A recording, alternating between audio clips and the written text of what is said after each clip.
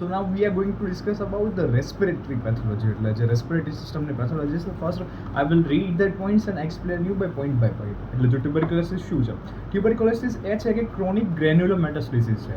કે જે ગ્રેન્યુલોમાનું ફોર્મેશન થાય એટલે granulomatous disease છે. હવે there is TB એટલે મતલબ TB કરવામાં ટ્યુબરક્યુલોસિસ કરવા માટે એક જે કોઝિંગ ફેક્ટર હોય એ છે માઇકોબેક્ટેરિયમ ટ્યુબરક્યુલોસિસ. માઇકોબેક્ટેરિયમ ટ્યુબરક્યુલોસિસ જે બેક્ટેરિયા કોઝિંગ બેક્ટેરિયા છે. હવે એ જે છે માઇકોબેક્ટેરિયમ ટ્યુબરક્યુલોસિસ એ સ્લેન્ડર રોડ શેપ છે. એટલે આપણે બેઝિકલી કે બેસિલાઈ છે અને જે એરોબિક બેક્ટેરિયા છે અને સ્ટ્રેનિંગના પર્સપેક્ટિવથી જોવા જઈએ તો એસિડ ફાસ્ટ બેસિલાઈ છે આ. નાવ હવે આપણે જોઈએ કે જે ટ્યુબરક્યુલોસિસ છે ને ડિફરન્ટ ટાઈપ હોય. એટલે ઇન્ટેસ્ટાઇનમાં થાય, પછી થાય છે આપણા લંગમાં. મેઇન મોસ્ટ કોમન ટાઈમ તો આપણું લંગવાળું જ છે. ફિર કઈ રીતે સ્પ્રેડ થતી? એક તો જે ડ્રોપલેટ્સ છે કોઈક આમ જે લાઈક કહેવાય ને એક્સપાયર કરે એની સાથે, અથવા તો કોઈક જે કંઈક ઇન્ગેસ્ટ કરી લે આપણે, જે કાવ છે, ગાય છે, એનું જે દૂધ છે, અથવા તો એ પણ જે નોન પાશ્ચરાઇઝ હોય એને થયેલું હોય તો એમાંથી તો જે એટલે ડિફરન્ટ એમ ટ્યુબરક્યુલોસિસ લંગને કરે છે, એમ માઇકોબેક્ટેરિયમ બોવિસ દ્વારા જે ટ્યુબરક્યુલોસિસ થાય એ આપણે ઇન્ટેસ્ટાઇનમાં થતું હોય છે. અને મોસ્ટ જે એઇડ્સમાં પણ એક રિસ્ક ફેક્ટર હોય કે એમાં માટે પણ એક સ્પેસિફિક એવિયમ કરીને, માઇકોબેક્ટેરિયમ એવિયમ કરીને એક સ્પીસીસ છે કે જે ખાલી એઇડ્સના જે પેશન્ટ હોય એમાં થવાની સંભાવના થોડી વધુ છે. તો દેટ્સ હાઉ ડિઝીઝ. હવે એક મહત્વની વસ્તુ છે ઇન્ફેક્શન એન્ડ ડિઝીઝ. હવે ઇન્ફેક્શન શું છે? ઇન્ફેક્શન એટલે કે જે બોડી છે આપણું એની અંદર પ્રેઝન્સ ઓફ ઓર્ગેનિઝમ, જે માઇકોબેક્ટેરિયમ ટ્યુબરક્યુલોસિસ છે એની પ્રેઝન્સ હોય એટલે પણ કોઈ સિમ્ટમ્સ ના હોય. દેટ્સ વાય ડિઝીઝ નથી. અને જ્યારે સિમ્ટમ્સ અપિયર થાય દેન વી કેન સે કે એન ઇન્ફેક્શન ડિઝીઝમાં કન્વર્ટ થઈ ગયું છે. Mode of transmission we already said કે ઇનહેલેશન શ્વાસમાં લઈએ એનાથી થાય, ઇન્ક્યુલેશન આપણે કુછ ગળી જોઈએ એનાથી થાય, અને ઇનોક્યુલેશન રેર છે. ઇનોક્યુલેશન રેર એટલે કઈ રીતે છે કે કોઈ પોસ્ટમોર્ટમ જે ડેડ બોડી છે જેને ટ્યુબરક્યુલોસિસ થઈ ગયું હતું એના જે કટ્સ હોય એમાંથી સ્પ્રેડ થઈ જાય તો એ ઇનોક્યુલેશન દ્વારા થતું હોય. એટલે પોસ્ટમોર્ટમ એક્ઝામિનેશન એટલે ટીપી ઓર્ગનને જ્યારે કટ કરે તો એમાંથી સ્પ્રેડ થાય તો ઇનોક્યુલેશન. હવે ઇનહેલેશન મોસ્ટ કોમન વે કે ઇનહેલેટ આપણે ડ્રોપલેટ ઇનહેલ કરીએની પોસિબિલિટી વધુ છે એટલે મોસ્ટ કોમન છે. હવે સોર્સ કયું છે કે જે એક્ટિવ ઓપન કેસ છે, કોઈને ટીબી થઈ ગયું એના જે ડ્રોપલેટ છે, એરોસેલ છે, એ કફ નીકાળે અથવા તો સ્નીઝિંગ છીક આવે તો એમાંથી એના જે હોય સ્પ્રેડ થાય તો એ લંગમાં એફેક્ટ કરવાનું છે. ઇન્ગેશનમાં કેવું છે કે જે નોન પાશ્ચરાઇઝ કે જે એનિમલ સોર્સમાંથી થાય છે તો એ આપણું કહી શકાય ઇન્ગેશન જે મોડવાળું છે. હવે એ કઈ જગ્યાએ ઇફેક્ટ કરે તો એ ઓરોફેરેન્જલમાં વધુ અફેક્ટ કરવાનું છે. એટલે ઇન્ટેસ્ટાઇનમાં આ બેને જગ્યાએ ઇન્ફેક્ટ કરવાનું છે, ઇન્ગેશનથી થવાની છે. અને એ કઈ રીતે થાય? ઇન્ફેક્ટેડ સ્પુટમ, ઓલું ડ્રોપલેટ અથવા તો એરોસોલ્સ દ્વારા સ્પ્રેડ થતું હતું આ સ્પુટમ દ્વારા, આપણે ઇનોક્યુલેશન દ્વારા થતું હોય તો જોઈ લીધું. હવે ટ્યુબરક્યુલિન અથવા તો મેન્ફોલેક્સ ટેસ્ટ આ શું છે? આ કરો આપણને કે hyper sensitivity of infection of mycobacterium, મતલબ એમાં કેટલી હાઇપર સેન્સિટિવ છે એની આપણને જાણ કરવાનું. એટલે શું કરવાનું? 0.1 ml of purified protein derivative of disease PPD, protein derivative of disease PPD ને આપણે ઇન્જેક્ટ કરવાનો, હાઇપર સેન્સિટિવિટી કરવાનું. એટલે 48 to 62 hours કરી. તો આમાંથી 3 રિઝલ્ટ આવી. પોઝિટિવ એટલે ટી સેલ મેડિએટેડ ઇમ્યુનિટી, જે એન્ટીજન ઇમ્યુનિટી છે એક્ટિવ છે. Second is a false negative. તો ફોલ્સ નેગેટિવની અંદર જે વાયરલ ઇન્ફેક્શન છે અથવા તો માલ ન્યુટ્રિશન એ બધાની અંદર ફોલ્સ નેગેટિવ આવવાની પોસિબિલિટી છે કે હાઇપર સેન્સિટિવ ના થાય, બિકોઝ ઇમ્યુનિટી એટલી સ્ટ્રોંગ છે નહીં. હવે જે ફોલ્સ પોઝિટિવ છે, ફોલ્સ પોઝિટિવ ઇઝ સ્પેસિફિકલી કે ઇન્ફેક્શન થાય, પોઝિટિવ ફોલ્સ આવે છે એટલે ઇન્ફેક્શન એટિપિકલ માઇકોબેક્ટેરિયમ દ્વારા જો થતું તો રિઝલ્ટ આપણું ફોલ્સ આવી શકે છે. હવે આપણે એનું પેથોજેનેસિસ, ટીબી છે એનું પેથોજેનેસિસ આપણે ડિસ્કસ કરતા હોય તો કઈ રીતે કરીએ? પેથોજેનેસિસ એટલે જો ટ્યુબરક્યુલોસિસ બેસિલસ છે, ટીબીનું જે આપણું બેક્ટેરિયું છે માઇકોબેક્ટેરિયમ ટ્યુબરક્યુલોસિસ, હવે એ બેસિલસ શું કરે? TH1 સેલ મતલબ હેલ્પર ટી સેલ્સનો જે 1 પાર્ટ છે એના દ્વારા બે રીતે કરે. એક સેલ મેડિએટેડ ઇમ્યુનિટી અને ટાઈપ 4 હાઇપર સેન્સિટિવિટી, ટાઈપ 4. તો સેલ મેડિએટેડ ઇમ્યુનિટીમાં ફર્સ્ટ ડેવલપમેન્ટ થાય અને જેનું ડેવલપમેન્ટ છે આ ટીબીનું એ સેલ મેડિએટેડ ઇમ્યુનિટી પર ડિપેન્ડેડ જ હોવાનું. સેકન્ડ કે જે ટાઈપ 4 હાઇપર સેન્સિટિવિટી રિએક્શન છે તો એ માઇકોબેક્ટેરિયલ એન્ટીજન ઉપર ડિપેન્ડ છે. એટલે એ કરશે શું? તે હાઇપર સેન્સિટિવિટી રિએક્શનના લીધે ટિશ્યુ ડિસ્ટ્રક્શન થશે. એટલે જે કેસિએટિંગ ગ્રેન્યુલોમાસ ને કેવિટેશન છે એનું ફોર્મેશન થશે. અને આમાં જે ટાઈપ 4 હાઇપરસેન્સિટિવ રિએક્શનમાં જે રિસ્પોન્સિબલ હતા તો દેટ્સ હાઉ વી સી કે એનું પેથોજેનેસિસનું બેઝિક આઈડિયા શું છે. બેઝિક આઈડિયા હવે આપણે એમાં 2 પાર્ટ જોવાના છે. ફર્સ્ટ ઇઝ કે જે ઇન્ફેક્શન બિફોર જે સેલ મેડિએટેડ ઇમ્યુનિટી છે એનું એક્ટિવેશન પહેલાં એની શું કન્ડિશન હતી અને આફ્ટર ધેટ એની પછી શું એની કન્ડિશન હોઈ શકે છે.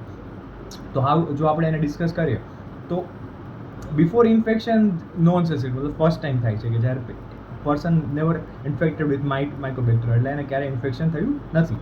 હવે એવું જે પર્સન છે કે જેને ક્યારે ટીબી થયું નથી તો ધેટ પર્સન એમાં હાઇપરસેન્સિટિવિટી રિએક્શન થશે તો એને આપણે પ્રાઇમરી ટ્યુબરક્યુલોસિસ કહીશું. હવે ઇવેન્ટ્સ 2 છે. ફેગોસાઇટોસિસ ઓફ માઇકોબેક્ટેરિયા બાય મેક્રોફેજ એટલે જે આપણું બેક્ટેરિયા એન્ટર થયું તો એને મેક્રોફેજ દ્વારા ફેગોસાઇટ એટલે એને ગળી જશે. એન્ડોસાઇટોસિસ દ્વારા એન્ટર થશે. હવે આમાં મેક્રોફેજ રિસેપ્ટર કયા પાર્ટ લાઈક મેનોજ રિસેપ્ટર અને કોમ્પ્લિમેન્ટરી રિસેપ્ટર. મેનોજ રિસેપ્ટર શું કરશે કે એની જે બેસિલાઈની સેલ વોલ છે એની સાથે બાઇન્ડ કરશે એટલે એનું mannose side component of cell wall. And second is complementary receptor C3b એ માઇકોબેક્ટેરિયાને જોડા મદદ કરશે એટલે 2 મેનોજ રિસેપ્ટર અને કોમ્પ્લિમેન્ટ C3b રિસેપ્ટર. તો ધેટ્સ હાઉ કે ફેગોસાઇટોસિસ. સેકન્ડ પાર્ટ છે એનું પ્રોલિફરેશન ઓફ માઇકોબેક્ટેરિયા. એન્ગલ્ફ કરી દીધું પણ મેક્રોફેજની અંદર જ તેનું પ્રોલિફરેશન થશે. તો એનું પ્રોલિફરેશન થાય છે તો એમાં શું થશે કે ભાઈ ફ્રીલી પ્રોલિફરેશન એટલે મલ્ટિપ્લિકેશન ઓફ ધેર નંબર્સ તો થવાનું છે. હવે સ્લોલી શું છે કે જે એનો જે ફેગોઝોમ ને લાઇસોઝોમનું ફ્યુઝન છે. મેક્રોફેજનું કામ શું હતું? ફેગોસાઇટોસિસ કરવા માટે ફ્યુઝન થાય અને બેક્ટેરિયા કોઈકને લઈ લીધું મેક્રોફેજ અને એની અંદર લાઇસોઝોમ ફેગોઝોમનું ફ્યુઝન થાય અને આના જે એન્ઝાઇમ છે એનું હાઇડ્રોલિસિસ કરનાર છે પણ ફ્યુઝન થશે જ નહીં તો મળશે નહીં. તો that's why how can say એટલે બેક્ટેરિયા તો મલ્ટીપ્લાય થતા રહે છે એમ એટલે કે જે મારવા આવ્યો હતો એની અંદર જ તે પોતાનો કબજો જમાવીને એની લાઈક મોર મલ્ટિપ્લિકેશન આખી વસ્તુ ઊભી કરી દીધી. એટલે હવે આની અંદર જે એક જવાબદાર હોય હવે જે બેક્ટેરિયામાં છે ને પ્રિવેન્ટ કરવા માટે NRAMP1 મતલબ નેરેમ્પી1 એક ટ્રાન્સમેમ્બ્રેન પ્રોટીન છે કે જે બેક્ટેરિયાનો ગ્રોથ હોય ને એને પ્રિવેન્ટ કરે પણ જેમાં જેનેટિકલી આ નથી આનું ઇન્કોડેશન નથી થતું NRAMP1 તો એની અંદર તો ભાઈ ભગવાન ભરોસે એમ એટલે બેક્ટેરિયામાં થશે. હવે આપણે સેલ મેડિએટેડ ઇમ્યુનિટીમાં ફર્સ્ટ સ્ટેપ છે કે presentation of antigen to CD4 plus T cell મતલબ CD4 પ્લસ ટી સેલ એટલે કે જે એક્ટિવેટેડ થઈ ગયો છે મતલબ જે હેલ્પર ટી સેલ છે CD4 પ્લસ. તો એમાં કેવું છે કે જે એન્ટીજન પ્રેઝન્ટિંગ સેલ છે કે મેક્રોફેજ હોય ડેન્ડ્રાઇટિક સેલ એ છે ને એન્ટીજનને લઈ જશે CD4 પ્લસ ટી સેલ પાસે અને એને પ્રોસેસ કરીને લઈ જશે એટલે એને કહેવાય ને બાફી નાખ્યું ગમે છે બેઝિક ટર્મિનોલોજી આપણે યુઝ કરતા હોય.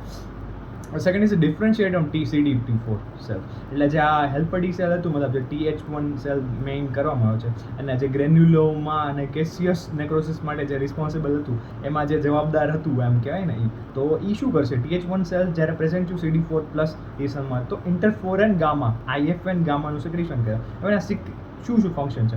એક તો મેક્રોફેજનું એક્ટિવેશન કે જે મેક્રોફેજ બાઇન્ડ થયું એક્ટિવેશન.